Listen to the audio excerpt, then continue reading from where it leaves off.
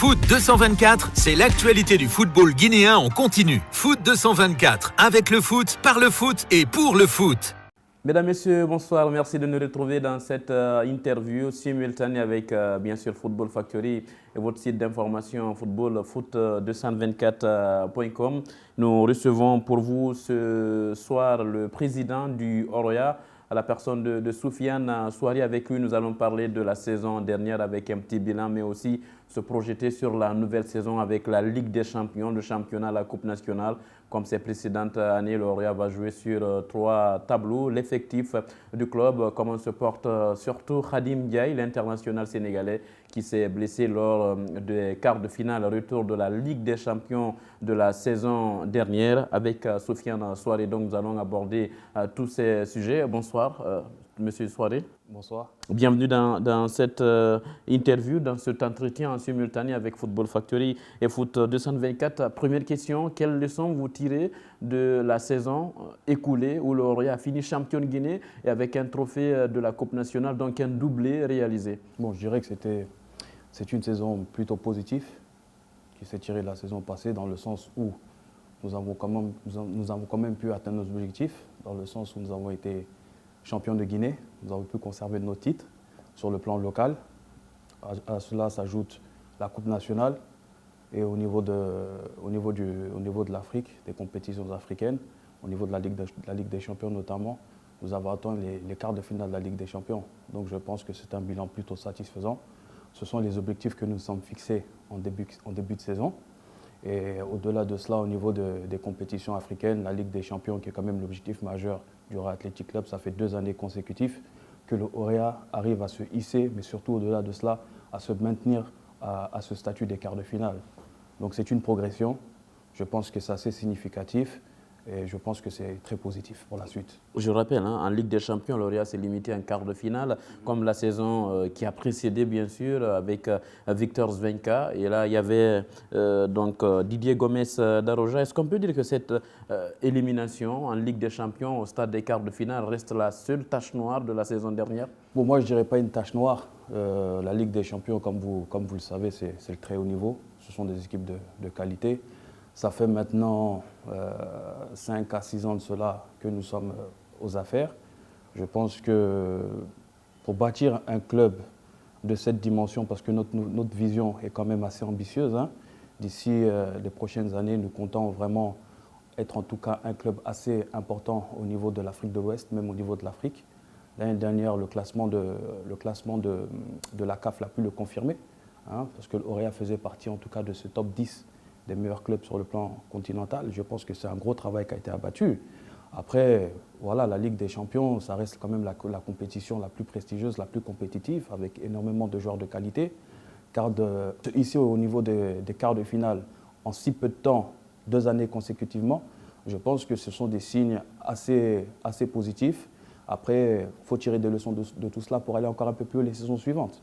Et justement, quand vous parlez de tirer les leçons, cette rencontre retour ou bien ces quarts de finale ont été précédés par le départ de Patrice Neveu, qui était comme entraîneur du Oroya. Et il a été remplacé par Didier Gomez d'Arosa. Est-ce que cette élimination ne s'explique pas par l'arrivée d'un nouvel entraîneur qui ne s'était pas encore familiarisé avec son groupe? Non, je ne peux pas dire ça. Ça serait assez prématuré, dans le sens où c'était, je pense, son premier match.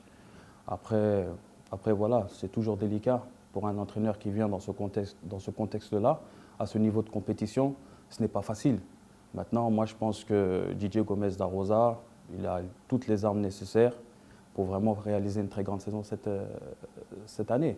Et je pense que c'est cette année qu'on aura réellement l'occasion vraiment de jauger et de juger l'étendue de ses capacités. On va parler de Didier Gomez d'Arosa et cette nouvelle saison dans un instant. Pour l'instant, on reste sur la saison dernière avec cette blessure de Khadim Ndiaye. Aujourd'hui, comment il se porte? Quelles sont les nouvelles du Sénégalais? Khadim Ndiaye se porte plutôt bien. C'est vrai que nous avons été très attristés tous au vu de la blessure qu'il a eu à avoir. Ça n'a pas été facile, le contexte n'a pas été facile non plus, ça n'a pas été facile pour l'ensemble de l'effectif. Maintenant, voilà, je pense qu'on a su répondre assez rapidement.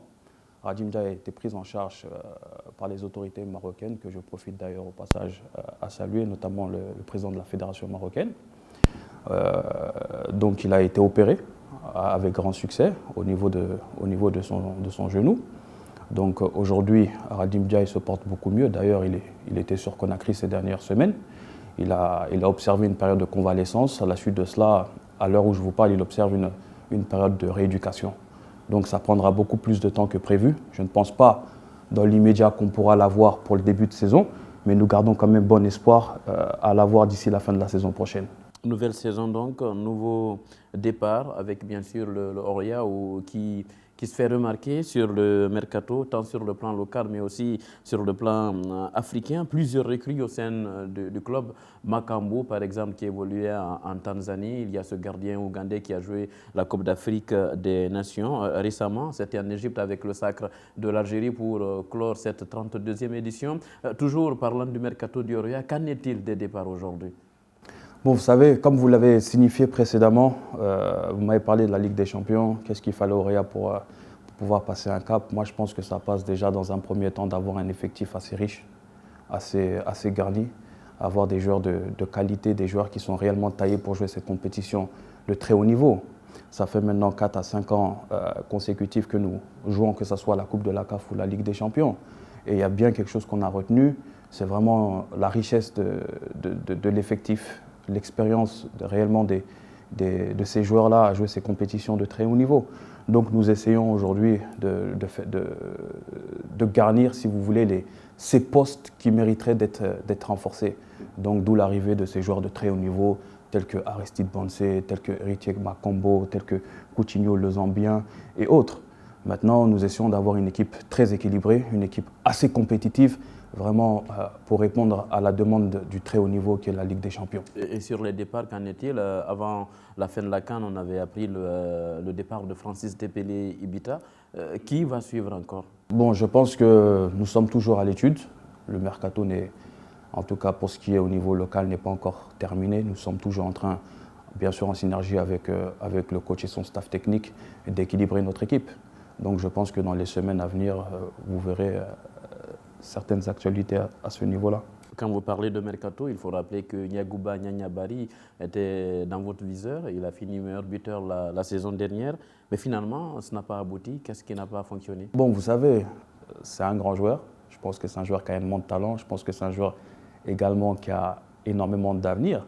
Donc forcément, logiquement, convoité un peu de tous. Nous aurions vraiment aimé l'avoir au sein de notre effectif.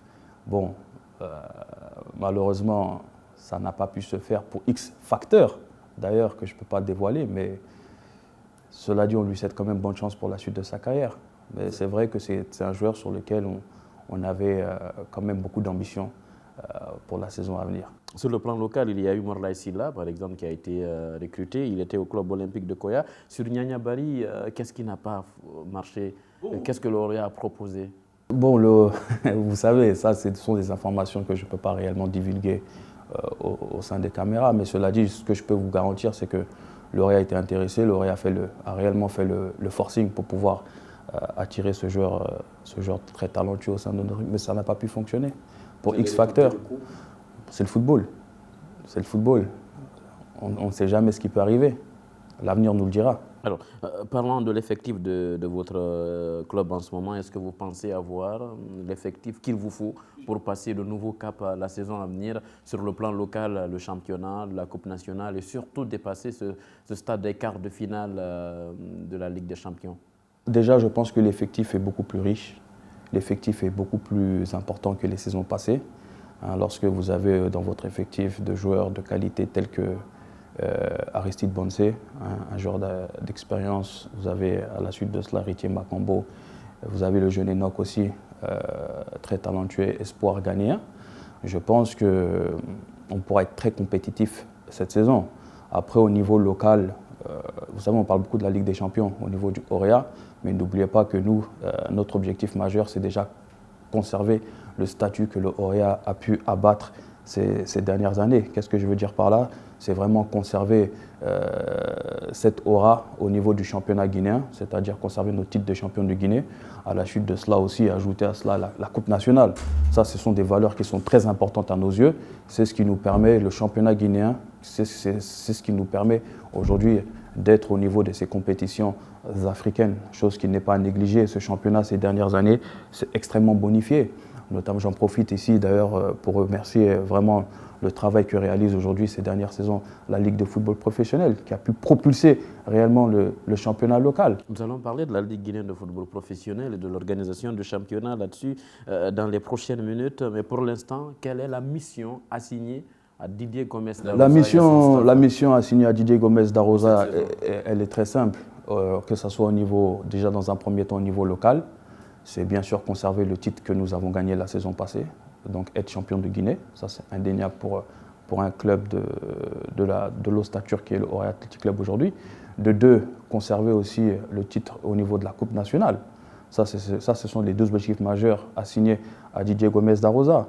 Maintenant, pour ce qui est de la Ligue des Champions, je lui ai signifié, le club lui a signifié qu'on aimerait aujourd'hui franchir un cap.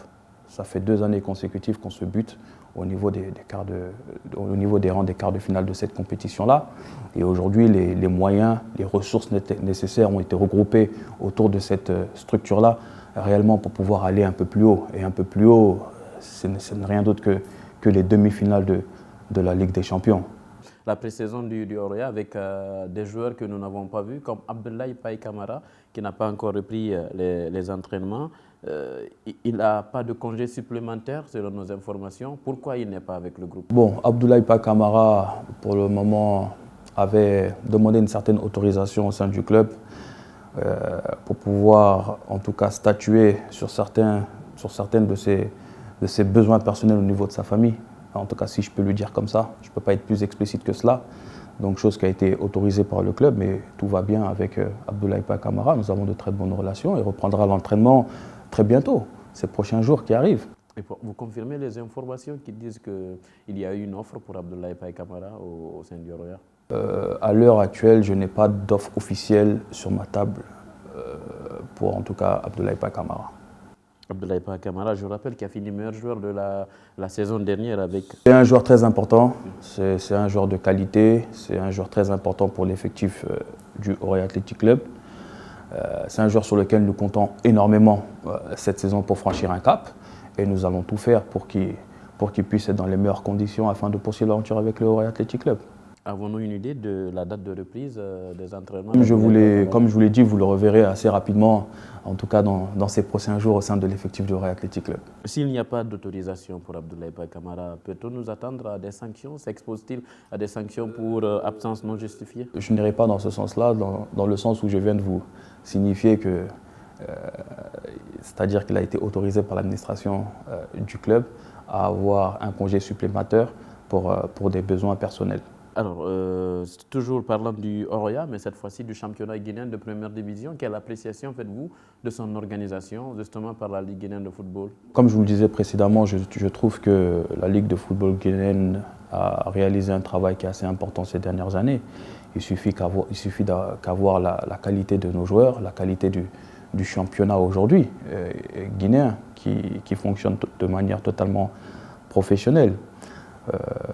C'est un championnat aujourd'hui qui est diffusé à travers les canaux médiatiques que nous avons, notamment à travers 6TV, qu'il faut saluer au passage, donc qui accorde cette visibilité-là. C'est rare aujourd'hui qu'un championnat de l'Afrique de l'Ouest, en tout cas, se hausse si haut.